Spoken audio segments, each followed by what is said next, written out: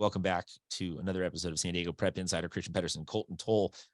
We are now in what the 7th-ish week of the high school season, maybe the 8th by the time you are watching this, but we are in the point where the statistical production and results has yielded us enough that power rankings of official nature are coming out.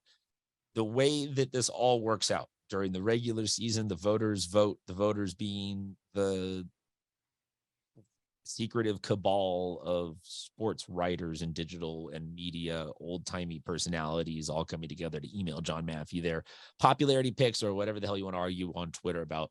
But none of that actually amounts to anything because none of that goes anywhere in terms of actual seeding. CIF has a formula that they use that has been hotly debated, but they use it, and it comes out after week 6 of the season with the official rankings. Some of this looks a little bit different than others. But before we get to any of that, let's get to a quick word from our sponsor, the U.S. Army.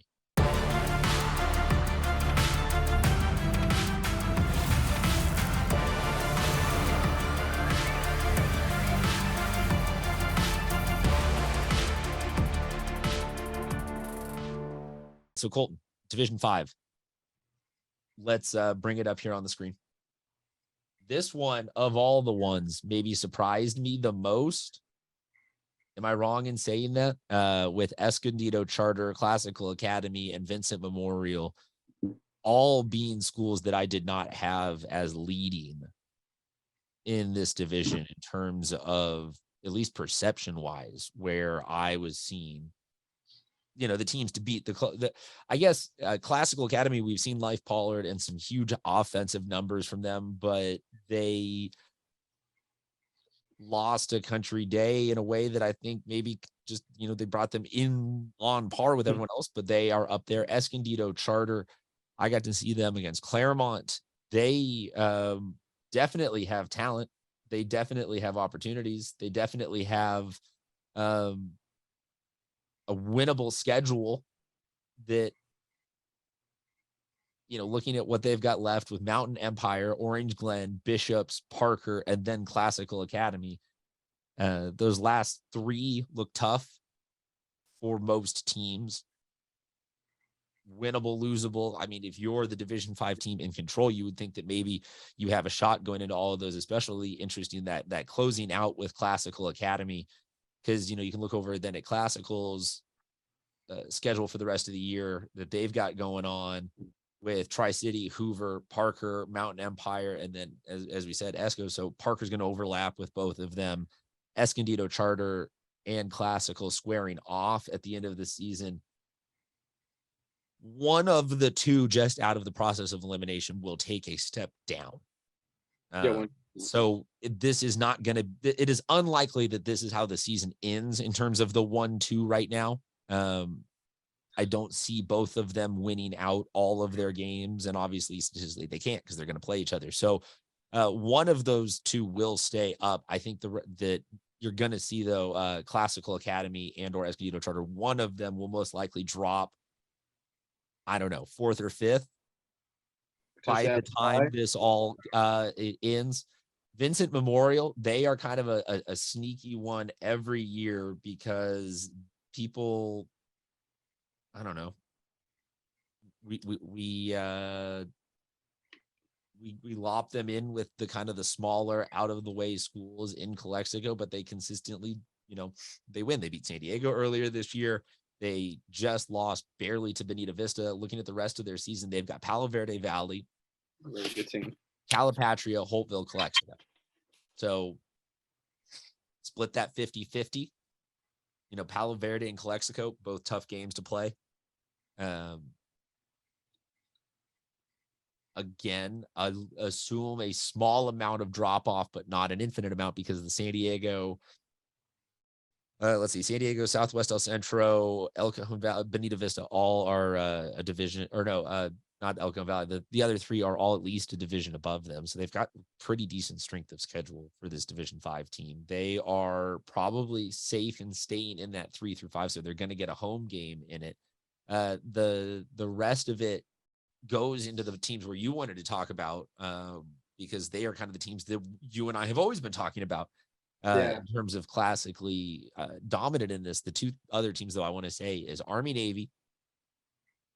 They have a incredible defense and have actually proven at this point to have a pretty credible offense as well. They have taken losses to Escondido Charter and Mar Vista in recent years, and they are on that level. You would think, but then they jump out at you a little bit when you start to actually look at the numbers, and it's shutout after win, shutout after win. They just lost to Classical Academy. Our points though, that was a great game. But they allowed their first points of the Yeah. season in week So 5. starting the season off with 4 shutouts is pretty impressive. They're going to close it out with Maranatha, Kearney, O'Farrell, Tri-City. I get that 13-8 to Classical Academy is a loss, and so they deserve that separation. But this is a team that you got to look out for, because the rest of that schedule, Kearney is really tough, but the rest of that schedule is very winnable. And if Army Navy can come up with a dub there,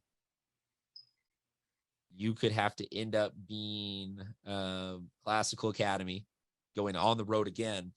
And I don't think you can beat Army Navy on the road twice. Excuse me. I don't know for sure, but I feel like it falls into every cliche. You just can't beat a team twice, always. So that's where I see the D5. Colton, you wanted to talk, though, about Crawford and Mar Vista and some of those other schools. Take it away. Yeah, first, I want to talk about El Cajon Valley, who I think a lot of us expected to kind of basically run away with this division. But, they're off to a 2-4 record. But give it to them. They've played one tough of a schedule to start the year. They have losses to Mission Bay, Vincent Memorial, Montgomery, El Cap. Those are really solid teams, all of them above them in division besides Vincent Memorial. They've given themselves a tough schedule. Kyle Gordon's been doing his thing all year. He has 9 total touchdowns. Paris Dixon leads the team in receiving. He's averaging 23 receiving yards a game. So, like we said, this is a team that, while they may have a 1-3 record right now, they've played teams that are just exceptionally well, do exceptionally well in the division. So I think this is a team that we might not see in a top 4 seed, but they'll probably get at least one home game the rest of the way.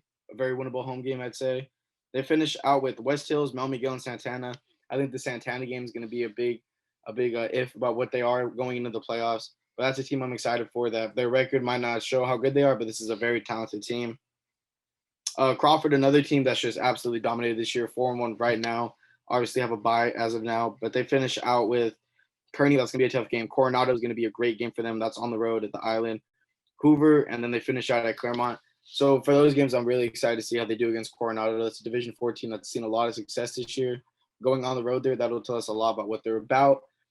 They basically dominated all their games this year. Their only loss was to a La Jolla Country Day offense that obviously puts up numbers like nobody else. But I'm very excited to see what Crawford does in the playoffs. Expect them to get a bye and just playoffs. I think at the end of it, with the win at Coronado, I could see Crawford finishing as the 1 seed in the playoffs going through them. Another team we like, Mar Vista. Obviously, they've had a very tough schedule with the loss to Crawford, Mission Bay, Morse, Coronado. Those are 4 teams that we're all pretty high on going into the playoffs. They're coming off a win at Claremont, and now they play Bonita. Bonita this week. That's going to be a big testament to what they're about. That'd be a huge win for them. I would love to see them get a win there. Finish out with their league against Chula, Southwest, Castle Park, and San Isidro. Winning 2-3 of those league games would be huge. I'm excited to see how they do against Castle and San Isidro. Obviously, San Isidro is pretty down on the list here in D5, but I think San Isidro has a really good team, a lot of great athletes over there. I think that's a little bit of a sleeper that they could get in with a bottom seed, but that's a potential upset in the first round for sure if I've ever seen one. Well, I will say that it's a deeper D5 than I have seen in recent years, and the Division 5 playoffs are a couple teams smaller than the other brackets, and that is usually intentionally done so that there is not a first round of just pure chalk, high seeds crushing low seeds, nothing really like great. This other team got to be 3-7 and be the last seed in and take a huge, you contract the field a little bit. You have a better quality product. This year, though, I don't know, man.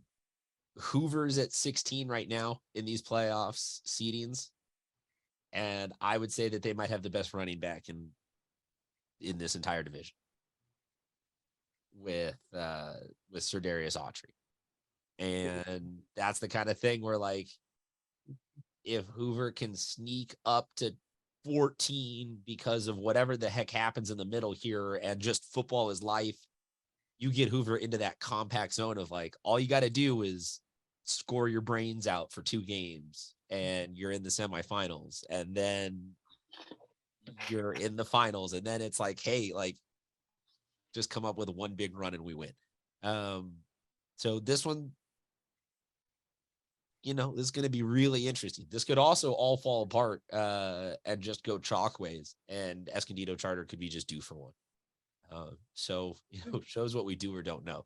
But yeah, that's a decent look at the here until now of what the rest of this Division 5 season playoff race looks like. We appreciate you sticking around. We appreciate the U.S. Army supporting us. We're going to have a video like this on every division. So stay tuned, stay part of the discussion. Let us know who you think's going to get that